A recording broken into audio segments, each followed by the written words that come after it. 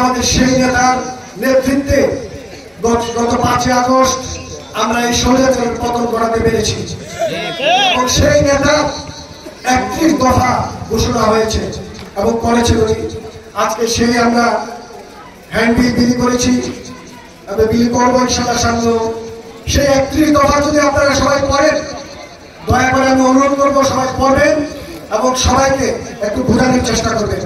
সেই 31 দফা যদি কোনো একটা দেশের মানুষ বা সরকার মেনে চলে, সেই দেশের কোনোদিন স্বৈরাচারের উৎপত্তি হইতে পারবে না। আমাদের নেতা ক্ষমতা আসার আগেই এখন এমন একটা সময় আমরা নিশ্চিত করে বলতে পারি আগামীতে বিএনপি ক্ষমতা আসবে।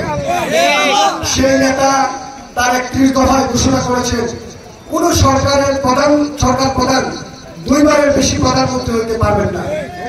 তিনি কত বড় মহানুভবতার পরিচয় দিয়েছেন এবং প্রত্যেকটা দফা আপনারা ইনশাআল্লাহ পড়বেন। পড়লে আমাদের রাষ্ট্র কাঠামোর ভবিষ্যৎ এবং গণতন্ত্র যেভাবে যে গত সরকার নষ্ট করেছিল, সেই গণতন্ত্র আমরা কিভাবে পুনরুদ্ধার করতে পারবো প্রত্যেকটা জায়গায় ইনশাআল্লাহ উল্লেখ করা আছে। আপনারা জানেন যে উনি আমরা বিএনপি প্রতিহিংসার রাজনীতি আসলে আমাদের ভারপ্রাপ্ত চেয়ারম্যান উনিও পছন্দ করেন না, আমরাও পছন্দ করি না। ওবায়দুল কাদের বলেছিলেন যে আওয়ামী লীগ যদি ক্ষমতা ছাড়ে 2 লাখ কর্মী মারা যাবে। আওয়ামী লীগ তো ক্ষমতা শুধু ছাড়ে নাই, দেশ থেকে পালিয়েছে। আমরা কোন আওয়ামী লীগের নেতা কর্মীরে বিএনপির কোন নেতা কর্মী মেরে ফেলছে উদাহরণ আছে? বিএনপি প্রতিহিংসার রাজনীতি পছন্দ করে না। কিন্তু আমি একটা কথা পরিষ্কার বলতে চাই যে আমাদের দলের ভিতর কিছু নতুন নেতার জন্ম হয়েছে, তারা আমাদের বিএনপি লোকদেরকে প্রতিহিংসা করে।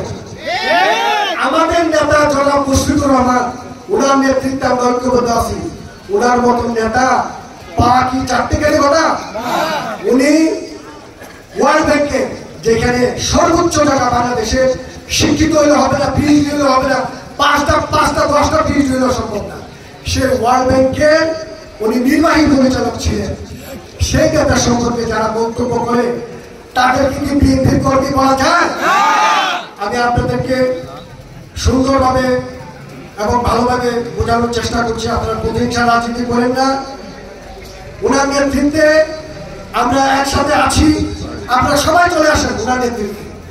এবং উনি যে সিদ্ধান্ত দিবেন, উনি যদি আপনাদেরকে সিদ্ধান্ত দেন, ভালো সিদ্ধান্ত দেন, আমরা সেই সিদ্ধান্ত মেনে নেব। বাট নেতৃত্ব ওনার নেতৃত্বে আপনাদেরকে আসতে হবে।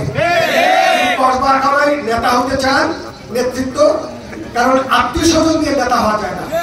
নেতা হতে হলে নেতার যোগ্যতা লাগে এবং সেই ধরনের কোয়ালিটি লাগবে। আমাদের মুশফিকুর রহমান সাহেবের যোগ্যতা কোয়ালিটি কোনো কিছুর অভাব নেই।